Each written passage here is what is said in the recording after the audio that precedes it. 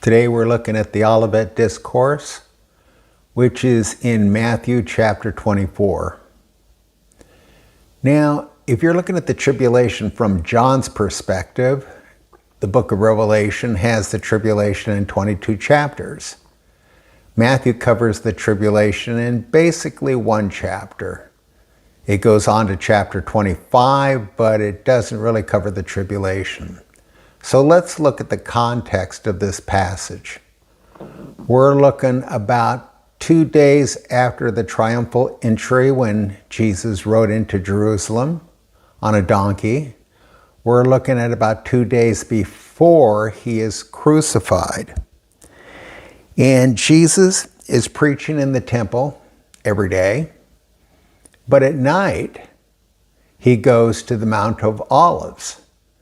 Now, if you look at Jerusalem, if you've been to Jerusalem, you'll see that Jerusalem and the Mount of Olives are two very large hills or very small mountains, whichever way you want to look at that. And as you're coming down Jerusalem, you hit the bottom, and that's the Kidron Valley that flows between the two hills. And then you start climbing up the Mount of Olives, which is where Jesus was staying with some friends. Then Jesus went out and departed from the temple, and his disciples came up to show him the buildings of the temple. The disciples are telling Jesus, "Wow, look at that temple. Is that one impressive building?" Remember, they're talking to God himself. And the temple, to be fair, was a very impressive building, certainly the most impressive building in Jerusalem and possibly the most impressive building in the entire world. And Jesus said to them, "Do you not see all these things? Truly I say to you, not one stone shall be left here upon another that shall not be thrown down." And Jesus says to them, "Don't be impressed. The temple is going to be gone in a few years." And in AD 70, which is about a little less than 40 years, the temple was torn down by the Romans, and the Romans drove the Jews out of Jerusalem. Now, I've been to the Temple Mount. It's about, 67 acres. And the Temple Mount is a large place. The temple was a lot smaller, and nobody knows where the temple was. The stones aren't scratched. They aren't indented. You can't see where they are. There's nothing up on the Temple Mount except 2 Muslim mosques. So Jesus is telling them, you're focusing on the wrong thing. Now, as he sat on the Mount of Olives, the disciples came to him privately, saying, "Tell us when these things will be, and what will be the sign of your coming and of the end of the age." So good. Now they're focusing on Jesus, and they ask 3 really good questions. When will these things be? Number 2, what is the sign of your coming? And 3, what is the end of the age? Well, of those 3 questions, I'll tell you what I want to know. I want to know when Jesus is coming back. So let's skip down to verse 36. "But of that day and hour no one knows, not even the angels of heaven, but my Father only." No one knows when Jesus is coming back. Not the angels in heaven, but his Father only. Now, does Jesus know when he's coming back? Well, I assume, people argue about it, but I assume that Jesus knows when he's coming back now. But when he was on earth, he didn't know when he was coming back because Jesus emptied himself. There were a lot of things that Jesus had to learn while he was on earth as a man. Now, when he comes back, there are going to be signs.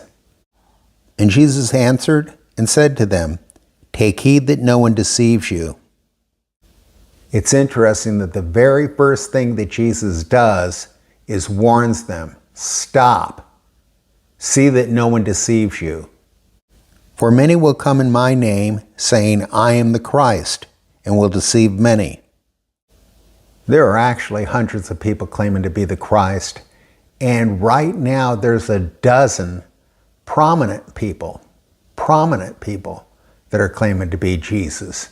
See that no one deceives you. On November 18, 1978, a man named Jim Jones took 900 of his followers and forced them to commit suicide. They followed him. They were not just impressed with him. They thought he was the Christ. He was the Messiah. And now they're dead. And you will hear of wars and rumors of wars. See that you are not troubled. For all these things must come to pass, but the end is not yet.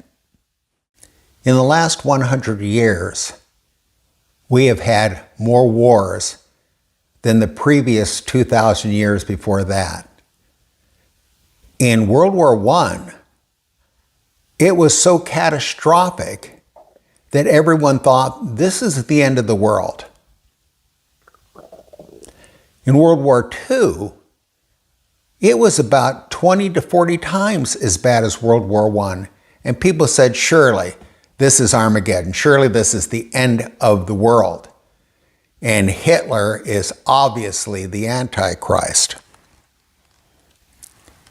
But do you see what Jesus says? Don't be troubled. The end is not yet. For nation will rise against nation and kingdom against kingdom. And there will be famines, pestilences, and earthquakes in various places. So wars, we see Russia against the Ukraine, Azerbaijan against Armenia. We see Palestine against the Israelis. And right now, we are currently, as I'm teaching this, at war with Iran. Now, earthquakes are getting bigger and worse than they ever were. When I went to college, I had a geology professor, one of the top in the world. And he told us that you can't have an earthquake bigger than 8.6. And someone said, well, what about a 9.0? He says it's impossible because the rocks store up only so much energy and then they break. So you can't have an earthquake bigger than 8.6.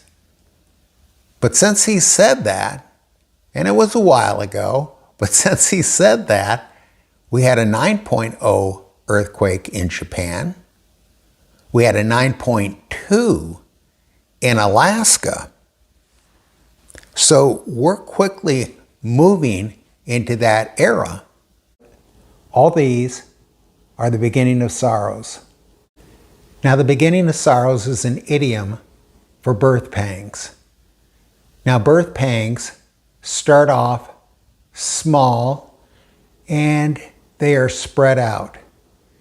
And the closer you get to the main event, they start getting stronger, more painful, and closer together. So we are past the beginning of sorrows. We are headed straight toward the main event. Then they will deliver you up to tribulation and kill you, and you will be hated by all nations for my sake.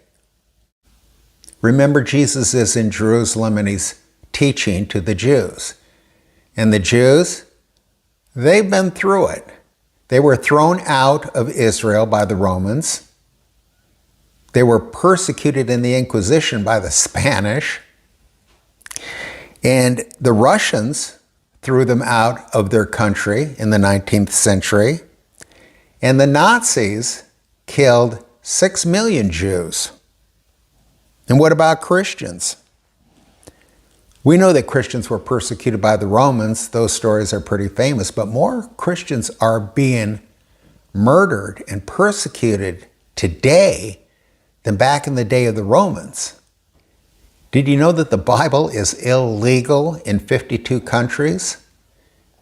And some countries that we think of as Western countries, like Canada, or even in the United States, you can get into trouble by carrying a Bible into certain areas if some people find it offensive. And then many will be offended, will betray one another, and will hate one another. Then many false prophets will rise up and deceive many. Every year, not most years, but every year, some crazy is prophesying that they know when Jesus is coming back and they know when the rapture is going to be. Do not believe them, dismiss them. And because lawlessness will abound, the love of many will grow cold. In our country, many states and cities have legalized crime. Now, 20 years ago, if you had said something like what I just said, people would have thought you were crazy. But we're seeing that. We're seeing that in Minneapolis and Detroit, New York and Los Angeles, Portland, all sorts of places. I've been to a lot of churches, and for the most part, they are very loving and very giving. But outside of the church, I'm seeing that the love of many has grown cold. When I was a kid, you could discuss politics with pretty much anyone, and there was a lot of civility, whether or not you agreed with them. Those days are gone. When I talk politics, I have to be very careful who I talk to. But he who endures to the end shall be saved. Now, this is not salvation by works. What this is saying is those who make it through the tribulation are the ones who were saved. And if somebody said they were a Christian and they didn't quite make it through the tribulation without betraying Jesus, well, maybe they weren't saved to begin with. And this gospel of the kingdom will be preached in all the world as a witness to all the nations, and then the end will come. There are 195 nations, and the gospel has reached every one of those countries. But there are over 6,000 language groups, and the gospel has really only reached about half of those language groups. But it used to take 2 years to translate a Bible into a new language. Do you know how long it takes now? A couple of hours. You just feed a Bible into AI, and it will translate it into a new language in a couple of hours. Now, yes, it does have to be checked to make sure that AI got it right. But we're starting to reach a lot of new language groups. And in 2024, those are the latest statistics that we have, Google has translated English into 110 new languages. That's 110 Bibles in 1 year. Therefore, when you see the abomination of desolation spoken of by Daniel the prophet, standing in the holy place, whoever reads, let him understand. Then let those who are in Judea flee to the mountains. The abomination of desolation is another name for the Antichrist, and he goes by many other names. The Antichrist, the beast, the little horn, the son of perdition, the man of sin, the lawless one, the Assyrian, and the willful king. So Daniel calls him the abomination of desolation. And let's see what else Daniel has to say about the Antichrist. Then he shall confirm a covenant with many for 1 week. But in the middle of the week, he shall bring an end to sacrifice and offering. And on the wing of abominations shall be one who makes desolate. He confirms a covenant for 1 week. Now in Hebrew, a week means 7. It could be 7 days, it could be 7 months, it could be 7 years, it could be 7,000 years. But in the context here, the thing that makes the most sense is 7 years. So this is where we get the idea of a 7-year tribulation. It's really the only place in the Bible that mentions a 7-year tribulation. And in the middle of the 7 years, in the middle of the tribulation, the Antichrist enters the temple and desolates it. Now wait a second. Let's go back a little bit. What did we say about the temple?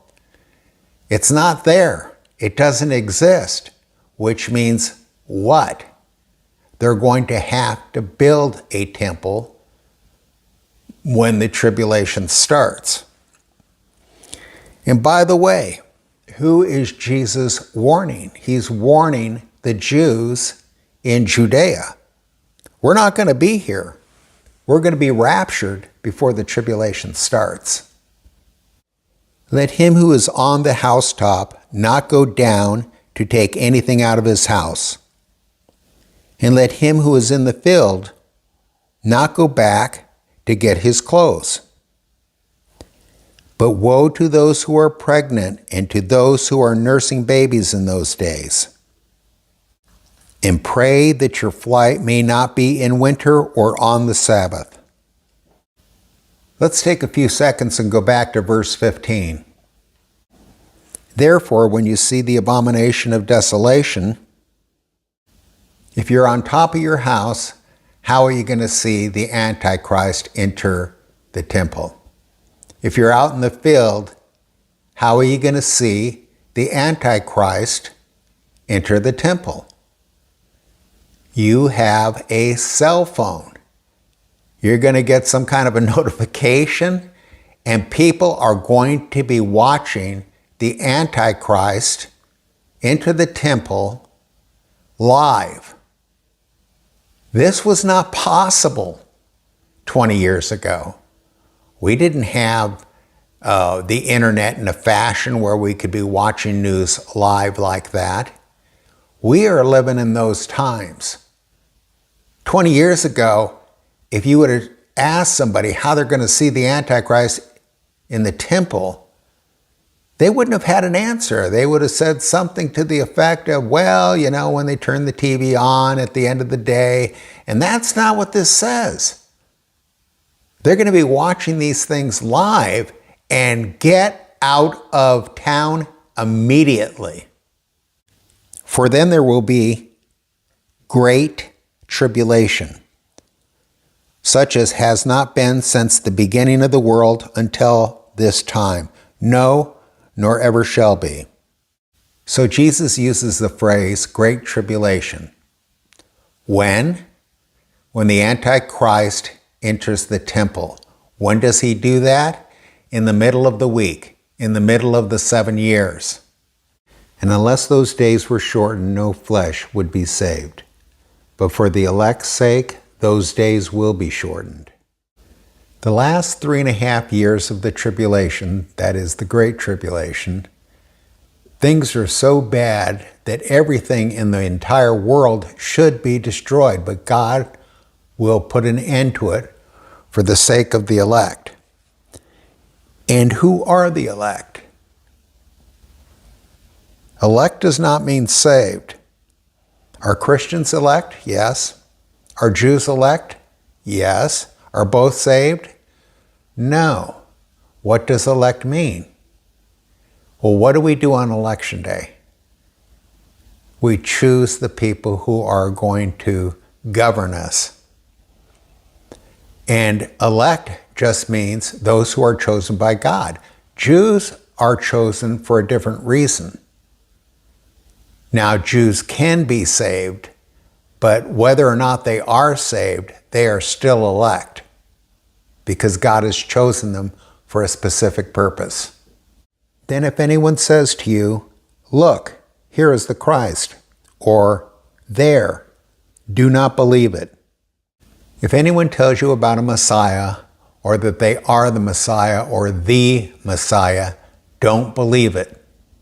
For false Christs and false prophets will arise and show great signs and wonders to deceive, if possible, even the elect. Signs and wonders are basically the same thing as miracles. And false Christs and false prophets are going to be producing miracles. The difference is all miracles should be pointing you towards Jesus Christ. If they don't, they are false Christs and false prophets. Now, this is the fourth time that Jesus has warned us in one chapter, do not be deceived. When I was a Christian back in the 80s, some clown wrote a book called 88 Reasons Why the Rapture Will Happen in 1988. Now, that book sold 4.5 million copies. And that didn't surprise me that he sold that many books. What did surprise me is he wrote a sequel to that book called 89 Reasons Why the Rapture Will Happen in 1989. He sold 1 million copies. And that shows you how easily people are deceived. We need to dismiss those people. See, I have told you beforehand. I didn't know? That's what little kids say, and a lot of adults. We've been warned. We need to pay attention. Therefore, if they say to you, look, he is in the desert, do not go out. Or, look, he is in the inner rooms, do not believe it. What do we do with false prophets? We dismiss them. For as lightning comes from the east and flashes to the west, so also will the coming of the Son of Man be. If you are looking west and lightning is in the east, you will hear it and you'll see a reflection of it, but you'll miss the lightning. This is not like that. It doesn't matter where you are going to see Jesus Christ coming. It doesn't matter if you're in Israel, it doesn't matter if you're in Canada. You're going to see the coming of the Son of Man. For wherever the carcass is, there the eagles will be gathered together. This is at the end of the tribulation, so you can expect to see a lot of dead bodies. But eagles aren't fond of eating human beings, whether alive or dead. So probably a better interpretation is vultures. And in Greek, there is no difference between vulture and eagle. So I would interpret this as vultures. Immediately after the tribulation of those days, the sun will be darkened, and the moon will not give its light. The stars will fall from heaven, and the powers of the heavens will be shaken. With all of the disasters in the tribulation, it should not be surprising that the sky will be darkened and block out the sun and the moon. This is not an eclipse. But stars falling to the earth, well, one star would obliterate the entire earth. And some people interpret this as asteroids. But I would take this metaphorically. And metaphorically, stars represent angels. And it also says the powers of heaven. And powers are angels of a higher rank. Then the sign of the Son of Man will appear in heaven, and then all the tribes of the earth will mourn, and they will see the Son of Man coming on the clouds of heaven with power and great glory. This is the end of the tribulation, and all the nations of the earth will mourn, both Jews and Gentiles. They will be thinking, we should have known. We were told. We were warned. My Uncle Leroy told me, and I scoffed at him. My friend at work told me, and I laughed at him. This is the second coming, not the rapture. Many people, even many teachers, get the rapture and the second coming mixed up. The rapture catches everyone off guard.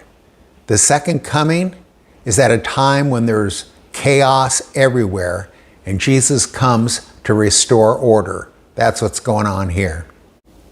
And he will send his angels with a great sound of a trumpet, and they will gather together his elect from the four winds, from one end of heaven to the other. And the angels will gather the elect together. These are the tribulation's saints, the ones who make it through the tribulation. These are not the church saints. We are already with Jesus, and we come down together with him. And that is the end of the tribulation.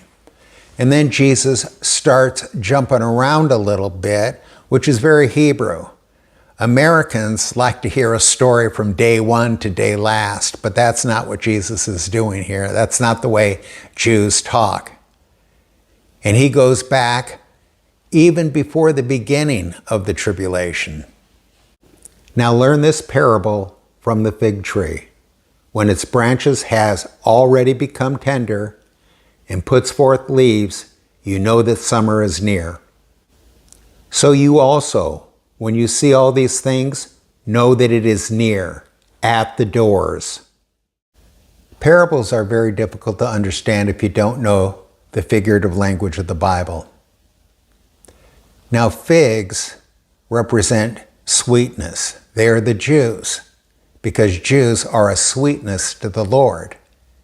And figs grow on fig trees, so the fig tree is Israel. Now, when the branch is tender, you will know that summer is at the door. Okay, we know that the end is near. So when we start seeing the tree put forth leaves, we know that the rapture and the second coming, the end times, are very near. When did the Jews start coming back to Israel? In 1882. The Zionists started moving back to Israel. Israel becomes a nation in 1948, and they acquire the city of Jerusalem in 1967. On God's calendar, spring and summer are here. They're at the door. Truly I say to you, this generation will by no means pass away till all these things take place. Depending on the passage in the Bible that you're looking at, a generation looks like it's 40 years or 70 years, 80 years, or even 120 years. But it's not. A generation is not a period of time. It's a group of people. And the Jewish people are the generation that we're talking about. Now, amillennial and postmillennial people say that Jesus is talking to this generation, and that generation has already died out. No, that's incorrect, because a generation is not a period of time. And by the way, it doesn't say that the generation he's speaking about is the people that he's talking to. He's talking about the people who see the fig tree come to life. And so Israel is blooming. Now, the amillennial and premillennial people will say, well, since, a generation is about 40 years, all these things happened 2,000 years ago, and that's not correct. It's happening right now. Israel wasn't coming to life. It wasn't blooming when Jesus spoke these words. As a matter of fact, Israel was dying, and it was going to die in another 40 years. Heaven and earth will pass away, but my words will by no means pass away. Jesus has a very interesting way of saying to the listener, or the reader in this case, stop, listen to me. These things are going to happen. I'm not just talking. These things are going to come to pass. But of that day and hour, no one knows, not even the angels of heaven, but my Father only. And this is where we started. No one knows the day or the hour. Anyone who says that they do is a false prophet. But this verse is very interesting when you compare it to verse 33. Let's go back a couple of verses.